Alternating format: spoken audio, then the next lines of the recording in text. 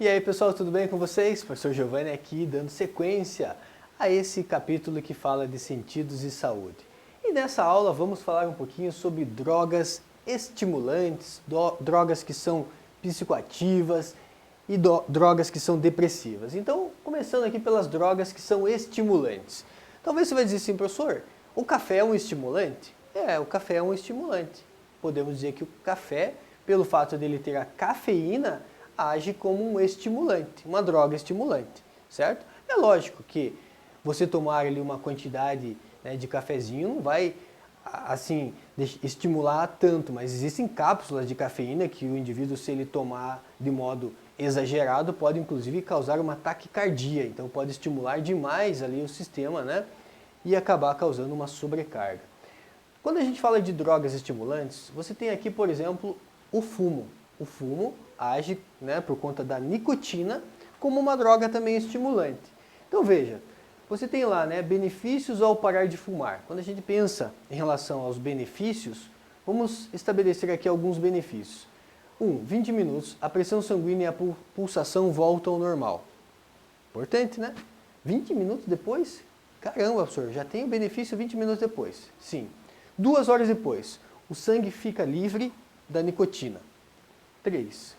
8 horas depois, o nível de oxigênio do sangue é normalizado. 4. 24 horas depois, os pulmões voltam, né, ou começam ali a funcionar um pouco melhor.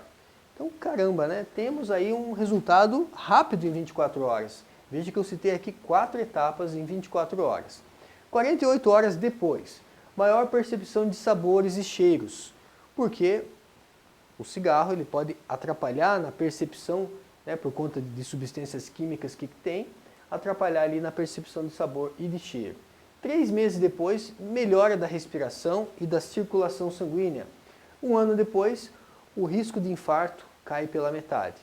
E 5 a 10 anos depois, o risco de infartos é comparado de pessoas que nunca fumaram.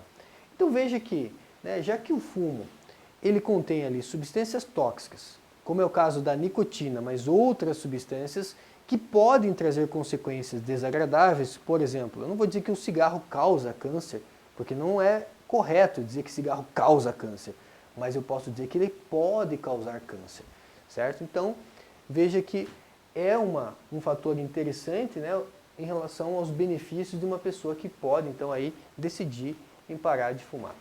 Nós temos algumas drogas que são perturbadoras. Então falamos de drogas que elas são excitadoras, né, que elas são estimulantes, como é o caso da cafeína, da nicotina. E agora vamos falar de drogas que são perturbadoras. Drogas que são perturbadoras nós temos, por exemplo, a cocaína, o crack, merla e o LSD. Caramba, professor, cocaína, crack, merla e LSD. Você tem aqui, né, por exemplo, a cocaína em pó, a gente chama de cocaína. A cocaína em forma de pedra, temos o crack. Cocaína, no caso de cápsulas aqui, a gente pode ter então a famosa merla. E LSD é o ácido lisérgico, que é extraído a partir de fungos, né? Vignomos, lá, fungos, em que você tem ali o ácido lisérgico, que ele pode, né, causar ali alucinações. Talvez até poderia dizer que causa alucinações.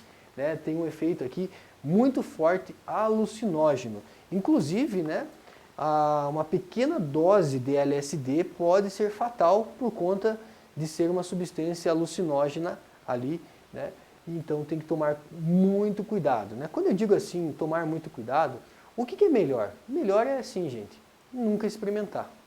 Heitor, será que se experimentar uma vez vai viciar? Eu diria assim, nunca cometa essa besteira. Nunca experimente, por quê? São drogas que elas podem, né, olha só, são drogas perturbadoras, vão causar muitas vezes uma excitação e dizem que o crack, ele já pode viciar de modo muitas vezes já difícil da pessoa parar de fazer uso desde a primeira dose, né, desde o primeiro uso do crack. Então são drogas que podem perturbar ali, né, causar uma perturbação em relação ao sistema, né, psíquico, causando ali uma perturbação. E nós temos então que tomar cuidado em relação a essa dependência. Quando a gente pensa na dependência, Um dependente de drogas, ele vai sentir ali muitas vezes um vazio, ele vai sentir o quê? Um afastamento dos amigos, dos familiares, ele começa a se afastar então de muitas pessoas que gostavam dessa pessoa e que ele também gostava, porque agora talvez o grupo de amigo dele seja o grupo lá que faz uso desses tipos de drogas. Temos aqui, né, uma questão de sofrimento, né, pode ter ali alguma relação associada a uma depressão, um sofrimento. Também podemos relacionar o fator dependência. Uma vez que esse indivíduo então ele se sente dependente, ele vai fazer de tudo para conseguir essa droga novamente. E aí é que entra um fator muito preocupante, né? Ele pode se afastar dos amigos, se afastar da família.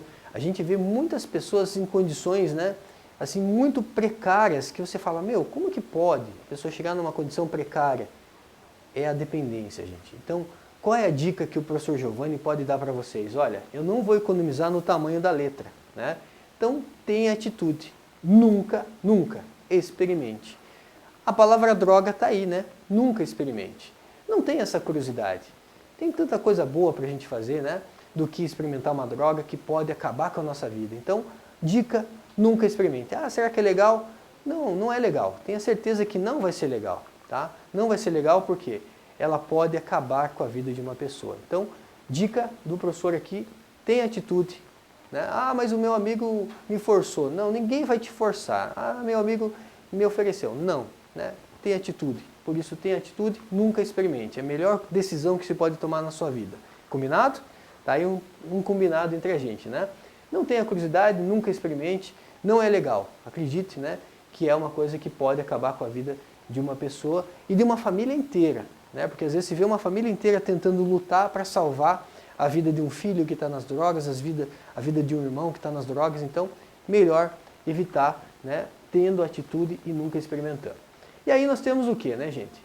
Quando você fala aqui de dependência, né, uma dependência alta e precoce, isso preocupa, né? Quando você olha para a população e você vê que a dependência ela é muito alta e precoce, ela acontece muito cedo. Olha só dados importantes, cerca de 250 milhões de pessoas no mundo são usuárias de algum tipo de droga ilícita. Dos 38 milhões de dependentes, apenas 4,9 milhões recebem apoio e tratamento para deixar o vício. Chega um momento que a dependência ela é tão grave, mas tão grave que a pessoa já não consegue recursos sozinha. Ela já não consegue se recuperar sozinha. Então, por isso que os dependentes, quando eles chegam num fator assim extremo, eles precisam de ajuda, de apoio e de tratamento, certo? Então aqui veja, dos 38 milhões, você tem ali 4,9 milhões que recebem apoio, né, e tratamento para deixar o vício. Nós podemos também relacionar, né, com relação a alguns dados ali, ó. Ainda segundo a Organização Mundial de Saúde, a OMS, a idade média de início do consumo de droga, envolvendo as lícitas e ilícitas, é de. Então você tem aqui, olha, heroína, 19 anos. Maconha e alucinógenos, 18 anos. Álcool, 17 anos. Nicotina, 15 anos. Mais precoce ainda, né, questão do fumo. Na última década, o problema com as drogas vendidas em farmácias aumentou em todo o mundo. A overdose causada por drogas prescritas cresceu 200%. E as internações por abuso de analgésicos aumentou 400%. Então não é só questão, né, de cocaína, heroína, você veja, ó, drogas vendidas em farmácias, tá? E alerta geral, ó. 3 drogas com grandes implicações no organismo. Grandes, muito preocupantes aí, né? Muito grave. A heroína. O perigo está no fato de a dose ser letal. Ah, vou experimentar uma vez. Pode ser letal, né? Aquela que mata na hora ser, né, apenas 5 vezes maior do que a dose que se usa para ter o efeito. Então, se você usa ali, né, 5 vezes maior do que a dose que se usa para ter o efeito, já pode ser o quê? Um efeito letal. Desse modo, o número de mortes por overdose involuntária é muito elevado. O álcool, de uso legalizado em boa parte do mundo, tem consumo mundial per capita, né, de mais de 6 litros ao ano. As mortes causadas chegam a 3,3 milhões de pessoas anualmente. E por último, né, esse alerta é geral em relação a essas 3 drogas, a cocaína. Estudos mostram que ela é capaz de desligar os reguladores de dopamina, a substância que traz a sensação de prazer, proporcionando satisfação seguida de uma paranoia e desconexão com a realidade. A pessoa, né, tem uma desconexão com a realidade e é muito difícil, uma vez que a pessoa se torna um dependente de cocaína, tem que fazer tratamento, precisa de ajuda. Tá? Então, por isso a dica do professor, né, nunca experimente. Vou falar mais uma vez aí. As substâncias, né, proibidas e a relação com os atletas. Então nós temos aqui, por exemplo, né, já deixei na tela algumas palavras aí para vocês, vou trazer aqui os analgésicos com ação aqui narcótica. Então nós temos, por exemplo, a morfina. A morfina é uma droga, gente, que ela é utilizada quando é uma dor muito forte. Então, morfina, quando o atleta, quando um determinado lutador tem uma dor muito forte, o uso da morfina até se faz necessário. Só que a morfina também vicia. Então, são analgésicos narcóticos. Alguns hormônios podem ser utilizados, né, para um crescimento, um ganho de massa muscular. Veja, são atletas. Teoricamente, eles deveriam estar buscando saúde. Mas, às vezes, né, o uso de hormônios então pode fazer com que esses atletas passem ali a ganhar massa muscular, a desenvolver alguma característica ali que eles queiram, né? Por exemplo, depois dos 40 anos, mais ou menos, o homem acaba baixando o nível de testosterona. Então, muitos atletas que dependem das lutas, eles acabam fazendo ali o uso, por exemplo, da testosterona. Se for por indicação médica, tudo bem, né? Desde que tenha um médico indicando, uma necessidade, não tem problema. Mas se for o uso, porque o meu amigo usa, isso pode ser perigoso. Tá? Nós temos então aqui os hormônios, nós temos os agentes anabólicos, os anabolizantes. O uso de anabolizante também pode ser algo muito grave. Né? Uma criança, por exemplo, que não cresce, fazer o uso de um anabolizante como o hormônio do crescimento, não tem problema nenhum, porque o corpo dela precisa daquela substância. Agora, de repente, eu fazer uso de um hormônio do crescimento, porque eu quero ficar mais forte, sem um acompanhamento médico, isso pode ser muito grave. Beleza? Então tá aí. E também temos os estimulantes, né, drogas que agem como estimulantes, e os diuréticos, né, o uso de diuréticos ali, muitas vezes, para eliminar, mascarar substâncias e não cair ali no exame antidoping. Então, mesmo sendo atleta, teoricamente se diz assim, ele não deveria fazer uso, professor, porque ele é um atleta, mas acontece, infelizmente. Então, como que é feito o exame antidoping, né?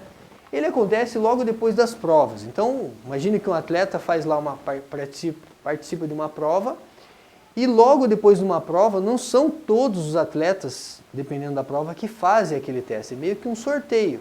Então, como esses atletas não sabem se eles vão ser sorteados ou não, muitos arriscam, muitos abusam, fazendo uso de drogas que vão trazer ali algum benefício, né?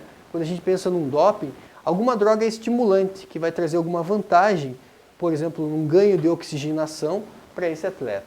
Então ele acontece logo depois das provas, todos os testes são feitos a partir de amostras de urina, que vai ter ali algum resíduo dessa droga na urina, e há basicamente 4 tipos de substâncias proibidas. Elas começam pelos estimulantes, que excitam o sistema nervoso, é o caso das anfetaminas. Os mais comuns são os anabolizantes, usados durante os treinamentos físicos, e eles alteram o quê? Eles vão alterar o metabolismo, trazendo ali alguma vantagem para esses atletas, fazendo que a massa muscular crescer mais do que o normal. Outra categoria proibida é a das substâncias que atuam como calmante, inclui álcool e também a maconha. O problema é que, em pequenas doses, elas relaxam os nervos e isso pode dar alguma vantagem em competições como o tiro. Olha só que interessante, né? Diuréticos que eliminam a água do organismo também são vetados. É que eles servem para dar, né, evitar ali os vestígios do doping. Então eles acabam eliminando algum vestígio do doping para diminuir o peso também de lutadores que tentam competir em categorias abaixo do peso, faz uso de diurético para perder muita água. Isso inclusive é arriscado, né? Às vezes eles chegam no estágio ali meio de limite entre a vida e a morte. Além do uso de drogas, há mais 3 proibições. Injetar sangue, que dá mais fôlego, mais glóbulos vermelhos, para aumentar o número, né, de células vermelhas e transportar melhor os oxigênio. E manipular saquinhos ali de urina e ainda o doping genético, que nós já comentamos anteriormente, né, que entra também o doping genético, certo? Então, né, você tem aqui outras situações, eu gostaria de destacar para vocês essas primeiras aqui e dizer o seguinte, né? Mesmo sendo um atleta, tentar buscar uma vantagem a partir do uso de uma droga não é algo legal, né? Melhor ser honesto, talvez ser um segundo lugar ou até mesmo ser o último lugar, mas competir na honestidade. Fica mais uma dica aí do professor Giovanni para vocês e até a próxima aula, gente. Tudo de bom para vocês.